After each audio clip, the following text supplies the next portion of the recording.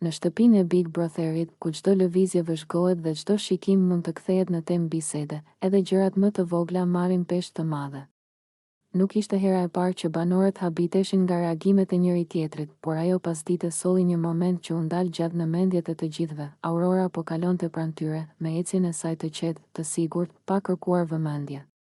Ishte veshur thjesht, por mënyra si mbante veten, si lëvizte, e bënte të binte në sy pa e provuar. Në atë çast, Limi, i ulur në obor me Labinotin dhe Albën, ngriti shikimin dhe e ndoqi me sy për disa sekonda më shumë se zakonisht. Nuk ishte një shikim i vrasht. Nuk ishte as i fshehtë. Ishte i drejt për drejt, i qetë, pothuaj reflektues. Ai pa linjat e trupit të saj, mënyrën si lëviznin hapat, harmoninë që krijohej mes trupit dhe qëndrimin. Si dikush që sheh diçka të bukur dhe ndalet pa e kuptuar, Labinoti e vuri re menjëherë. Alba po ashtu, ç'ne ti ashtu? Tha Alba, duke e kthyer kokën nga Limi. Në zërin e saj kishte më shumë habi se sa kritik, po çka po sheh kaq gjallë? Shtoi Labinoti, me një buzëqeshje që përziente shakan me kureshtjen. Limi nuk u ngut të përgjigjej.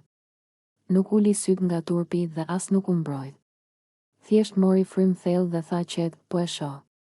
Është e bukur. Alba ngriti vetullat. Kështu. Labinoti qeshi lehtë. Ti gjithmonë i thua gjërat drejt.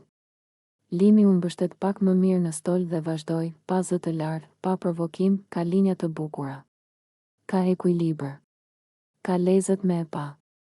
Jo çdo shikim është i keq. Ka shikime që janë thjesht vlerësim. Në shtëpi ra një heshtje e shkurtër.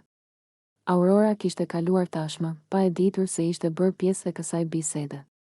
Alba e shikoi Limin për disa çaste, sikur po përpiqej ta kuptonte më thellë, po mënyra si e sheh bën dallimin, tha ajo më në fund, pikërisht, u përgjigj Limi. Unë nuk shoh për me marr, as për me nënçmu.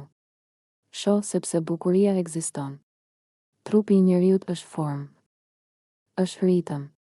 Si një pikturë. Nuk e prek. Vetëm e vlerëson. Labinoti u përfshi në bisedë, në këtë shtëpi gjithçka keq interpretohet. Një shikim bëhet histori. Sepse njerëzit janë mësuar me e lidh çdo shikim me qëllim, tha Limi. E jo çdo qëllim është i ulët. Alba u mendua. Në Big Brother, ku emocionet janë të zmadhuara dhe gjykimet të shpejta, fjalët e Limit tingëllonin ndryshe. Më të thella. Më të menduara, mbase problemi është se nuk dim më me dallu mes dëshirës dhe vlerësimit, tha ajo. Limi pohoi me kokë. Po. Dëshira kërkon me pas. Vlerësimi mjaftohet me pa. Biseda vazhdoi, duke u zgjeruar përtej atij momenti. Folën për bukurinë, për mënyrën si shoqëria e trajton trupin, për kufirin mes respektit dhe tejkalimin. Limi foli për artin, për skulpturat, për mënyrën si njeriu që nga lashtësia ka parë trupin si diçka për t'u admiruar, jo për t'u turpëruar. Ndërkohë, Aurora, diku tjetër në shtëpi, ndjente vetëm një qetësi të çuditshme. Ajo nuk e dinte çfarë ishte thënë, por ndjente se atmosfera rreth saj nuk kishte asgjë të rënë. Dhe kjo ishte diferenca. Në mbrëmje, kur kamerat vazhdonin të xhironin pa pushim, momenti u rikthye në biseda të tjera. Disa e panë si diçka normale, disa si diçka të diskutueshme. Por ajo që mbeti ishte mënyra si Limi e kishte thënë, pa ulëritje.